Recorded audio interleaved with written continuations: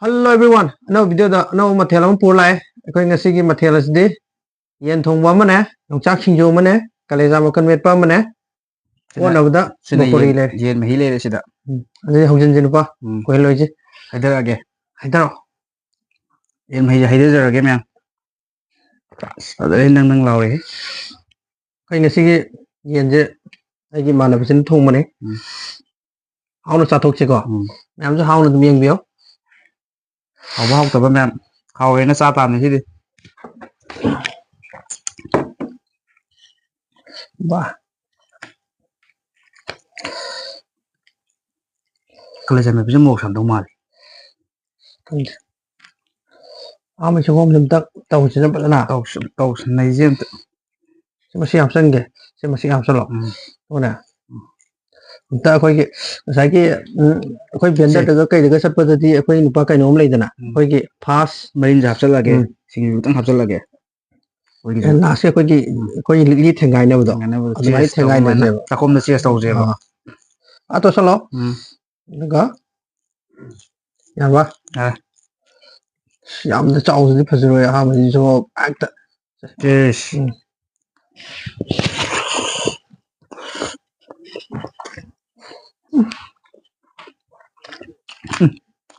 Chan thong hai bi da kan mau di pa da. Ko ka to ta. Bi da ka pe.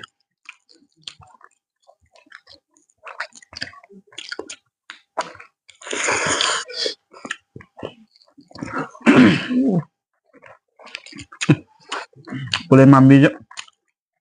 Tutar.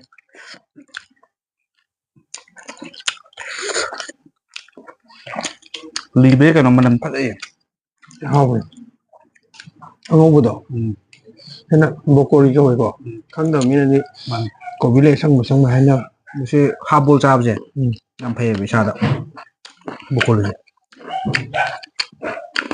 Oi.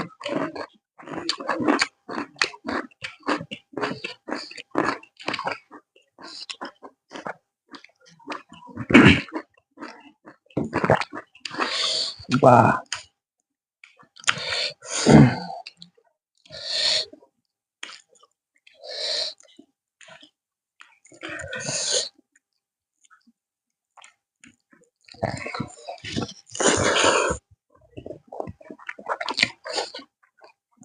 Ambil beli mie temak ya.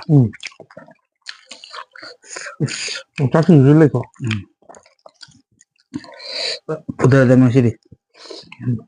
Hayang lay dia kau makai masih tu pura dah. Sial lo buat ni apa? Hingga sau tu nak. Kata. Jadi ni am jelak sau ni ada kan tak? Hing sugar lay dia bibil ham tung sau biar lo. Nada. Nah hari ni dah. Sau biar yari ni dah ha. Yari ni sau dong ni.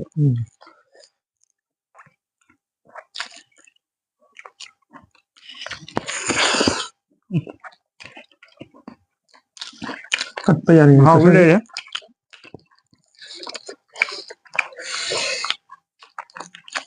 Cha thằng lên đi hai cái đó. Giang gì đấy. Phải đấy. Misna ta đấy.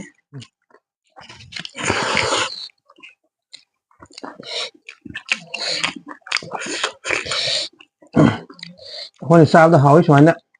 Mẹ làm cái gì mà ta hỏi học tiền rồi. Các em bốc xong đây rồi này. Đi sao làm? Làm chân làm mẫu đơn trả. Quay subscribe cái cái khăn đi. Tao nghe to. Phải im dám tông mình đơn trả. Ai được. Second tak kena ta đâu mana. Betul. Tak kena ta dia.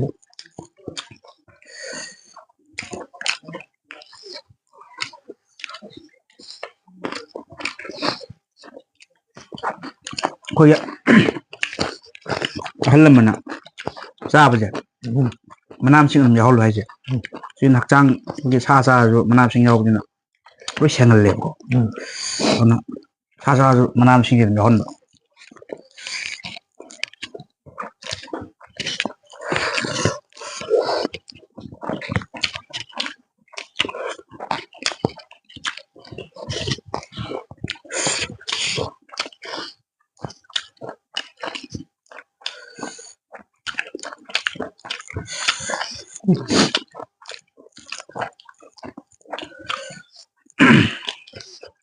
ꯍꯣꯏ ꯉꯁꯤ ꯌꯣꯡꯆꯥꯛ ꯁꯤꯡꯖꯨꯒ ꯀꯥꯂꯦꯖꯥ ꯃꯦꯠꯄꯒꯤ ꯈꯨꯠ sponsor ꯇꯧꯕꯤꯔꯤꯕ ꯑꯩꯈꯣꯏ ꯕꯨꯂꯦꯠꯁꯦ ꯍꯥꯏꯅꯤꯡꯉꯥꯏ ꯂꯩꯇꯅ ꯊꯥꯒꯠꯂꯦ ꯉꯁꯤꯒꯤ ꯑꯩꯈꯣꯏꯒꯤ ꯑꯃꯦꯠꯄꯁꯦ ꯑꯩꯈꯣꯏꯒꯤ ꯃꯔꯤꯟ ꯀꯂꯦꯖꯥꯔ ꯑꯃꯗꯤ ꯌꯣꯡꯆꯥꯛ ꯁꯤꯡꯖꯨꯁꯦ ꯏꯃꯥꯟꯅꯕ ꯑꯃ ꯑꯩꯈꯣꯏ ꯁ꯭ꯄꯣꯟꯁꯔꯁꯦ ꯀꯦꯃꯦꯔꯥ ꯈꯨꯠ ꯇꯧꯕꯤꯕꯅꯤꯀꯣ ꯀꯦꯃꯦꯔꯥ ꯅꯝꯕꯤꯕ ꯏꯃꯥꯟꯅꯕꯁꯦ ꯃꯥꯅ ꯃꯦꯠꯄꯤꯕꯅꯦ ꯃꯍꯥꯎꯗꯤ ꯐꯖꯅ ꯂꯩꯔꯦ ꯁꯤꯁꯨ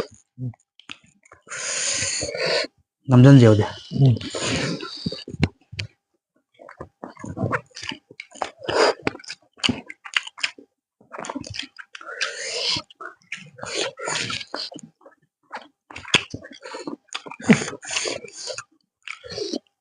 ꯑꯣꯀꯥ ꯃꯇꯨꯡꯗ ꯂꯧꯔ ꯆꯥꯎ ꯑꯩꯈꯣꯏꯒꯤ ꯑꯩꯗꯤ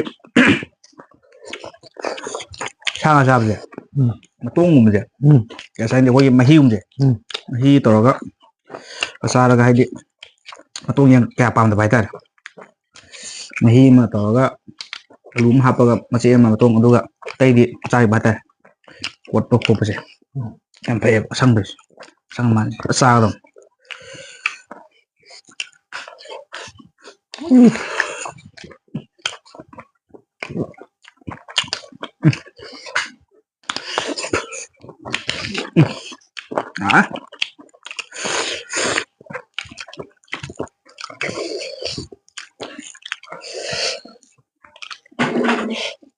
ꯏꯟꯖꯥꯡ ꯍꯥꯎꯕꯗꯤ ꯏꯪꯊꯝꯊꯥꯗ ꯍꯦꯜꯂꯤꯗꯀꯣ ꯀꯥꯂꯦꯟꯗꯗꯤ ꯍꯥꯎꯇꯦꯕ ꯑꯍꯥꯎꯕꯁꯨ ꯍꯥꯎꯇꯦ ꯑꯍꯥꯎꯕꯁꯨ ꯍꯥꯎꯇꯦ ꯏꯪꯊꯝꯊꯥꯁꯤꯅ ꯑꯩꯈꯣꯏ ꯏꯪꯊꯝꯊꯥ ꯃꯇꯝꯗ ꯍꯧꯗ꯭ꯔꯗꯤ ꯅꯣꯏꯔꯣꯏ ꯍꯥꯏꯁꯦ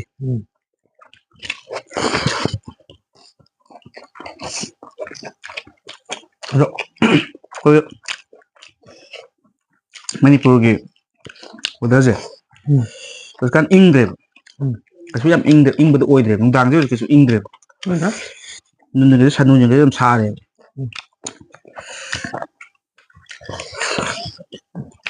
ꯑꯩꯈꯣꯏ ꯄꯤꯛꯏꯉꯩꯗ ꯍꯥꯟꯅꯒꯤ ꯑꯩꯈꯣꯏ ꯌꯣꯡꯇꯨꯄꯤ ꯂꯩꯅꯕꯗꯣ ꯈꯖꯥꯏ ꯀꯥꯏꯗꯅꯕ ꯑꯍꯜ ꯂꯃꯟ ꯎꯞꯄꯤꯕꯗꯣ ꯍꯧꯖꯤꯛꯇꯤ ꯎꯞꯅꯈꯤꯗ꯭ꯔꯦ ꯍꯥꯏꯗꯤ ꯏꯪꯕꯗꯣ ꯏꯪꯗ꯭ꯔꯦꯕ ꯀꯌꯥ ꯍꯧꯖꯤꯛꯁꯦ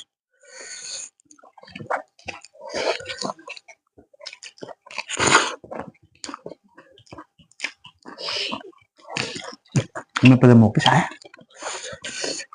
ꯍꯥꯎꯋꯦ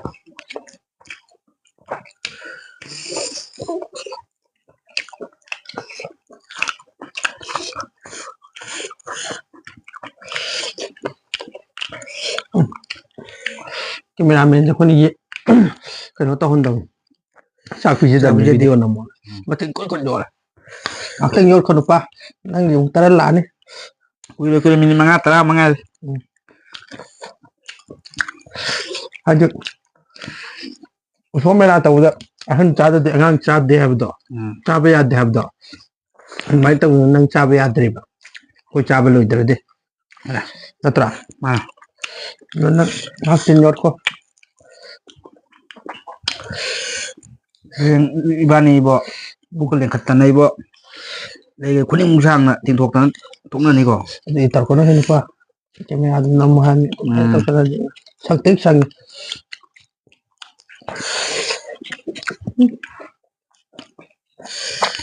ꯃꯈꯣꯡꯁꯦ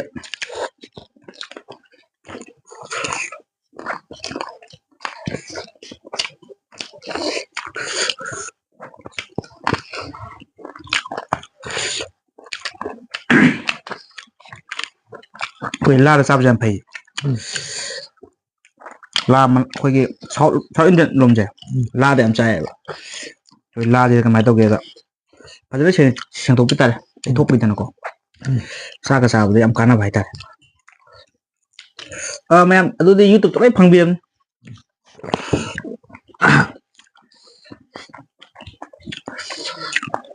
ꯂꯥꯒꯤ ꯚꯤꯗꯤꯑꯣ ꯍꯥꯏꯅ ꯑꯗꯨꯝ ꯊꯥꯖꯤꯜꯂꯣ ꯑꯗꯨꯝ ꯂꯣꯏ ꯐꯪꯒꯗꯕ ꯄꯦꯔꯦꯛ ꯀꯥꯞꯊꯣꯛꯑꯕꯅꯤ ꯌꯨꯇꯨꯕꯇ ꯂꯣꯏ ꯐꯪꯉꯕꯅꯤ ꯍꯩꯕꯨꯂꯦ ꯃꯍꯤ ꯈꯔ ꯍꯥꯞꯄꯨꯍꯦ ꯁꯤꯗꯤ ꯏꯟꯖꯥꯡꯒꯤ ꯃꯍꯤ ꯌꯥꯎꯗ꯭ꯔꯦ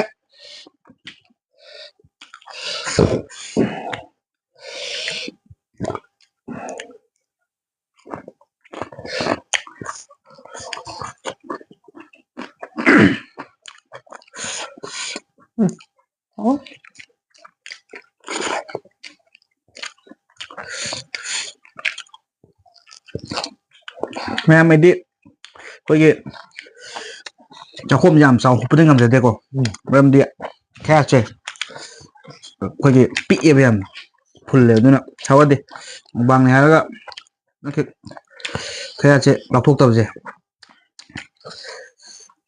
cái rau thì đó à gì rồi liêm rồi mai tôi được ấy chả hay rồi cái gì mà tung ra đi mà hi sai phát thì hay mình có cha được tiền phạt em lên tao tam chứ mà chỉ ngầm lên tam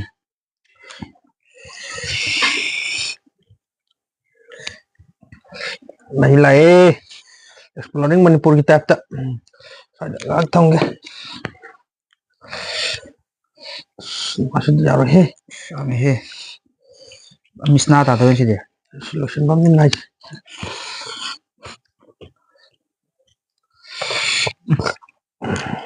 mấy đắng nghe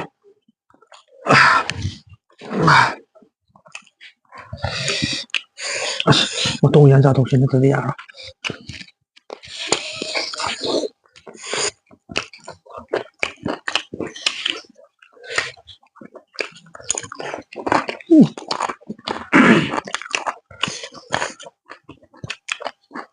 cha bây giờ kalau macam koi jenis macam hai tar kalau cha bangam koi is yang cha than mana hal le tâm cha đi phải qua nó hối cho sự cha đã các bạn cha sẽ được nó hao lâu bây giờ cũng tốt koi tấm này nè tấm mà sao tấm cái đủ số là tôi lại sợ hay gì số là đi tôi ra mi dễ tôi giả thôi các bà muốn là con nâng điều tấm ra mi đi lấy măng nâng nhiều tôi giả thôi là đi nên là bà muốn làm chẳng hạn tôi giả thôi là đi bà muốn ngày này này tấm ra đi tấm một thằng lạc đổi nâng này còn này cái tấm ra view muốn là sai view tôi ra với canal bây giờ cắm lịch đi xin tập báo cáo đấy xin mặc tập pin bọc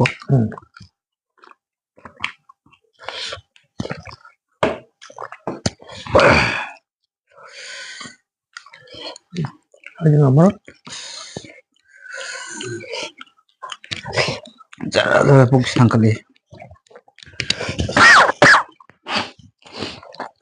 sorry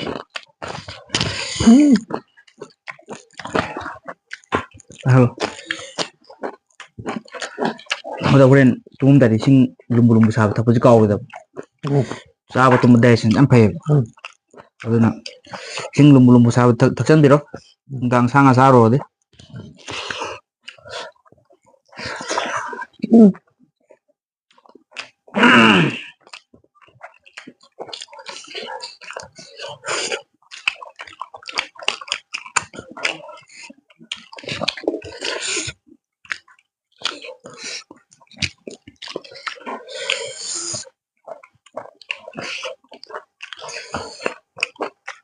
con gà liêm người ta hấp rất là sai đậm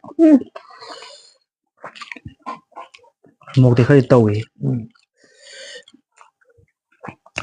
sao sao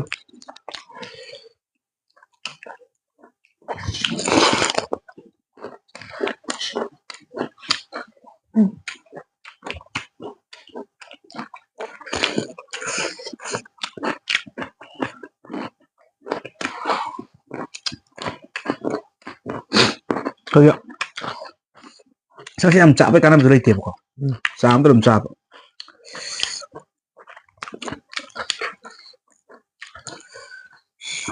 đây em tính ra cái ông sẽ lấy phục chứ anh lê bây giờ phải rồi có sol misna ta thôi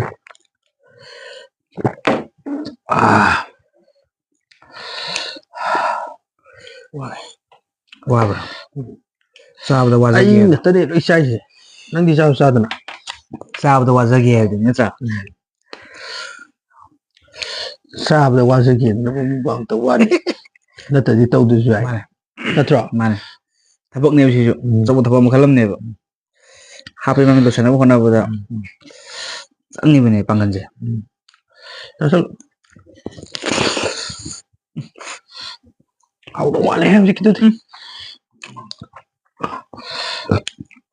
uti tinggal pedap tinggal kere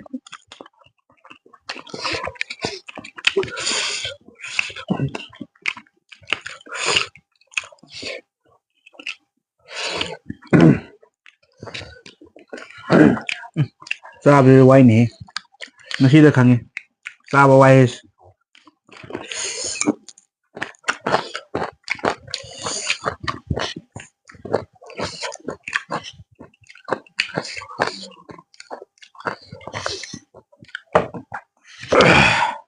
Yadda mai thiê pi đâu đấy sao nó mai thiê pi đâu đấy nè chị bên sẽ sẵn bắt rồi nó cho mẹ chị sẽ lên cái máy tàu cho nó vào quay bộ bằng rút tàu gom thuộc bởi lúc nó ngầm đã mai thi hành guitar đi bây bỏ dùng đã itu berapa power sao ini nih ya nanti koi yang tinggal nih gini ông khăn lười nè sẽ bu sang ngầm tiền nè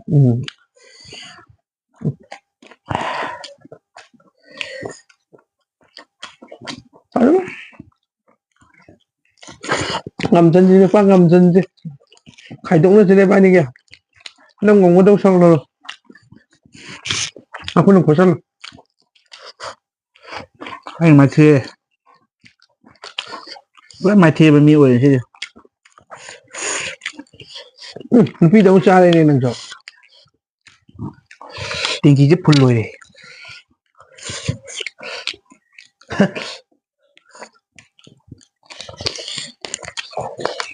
cả sinh đi mạn rồi chưa tôi sẽ có lấy ra để ham mình có xem cả mình lâm tha là khẩu đã phải rồi các mẹ đều dùng đấy cái thuốc sẽ phải đẹp cho này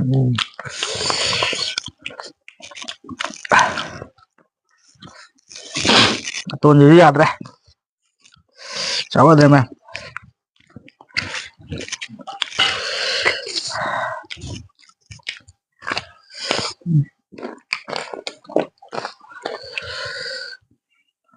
hầu này tôi sẽ với một tay dục sẽ lấy sao overload cho tôi rồi nằm chân thì là sao không phải lòng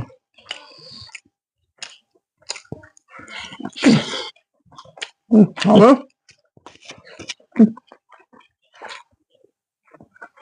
hả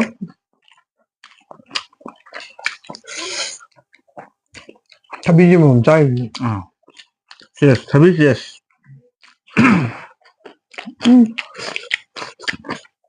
hả cái sao lại rau đó rồi ra mẹ bây giờ lên mẹ có mẹ mua vui nó nó sẽ tìm tăng xoay rồi xem video chứ mà thằng đã xoay xoay thế này cha bằng ngầm bạc ôi giờ kia đó cha bằng ngầm nó cho hấp sắc cái quoi nó sẽ cái gì 10 sakam na hijab dumai hijara me to kini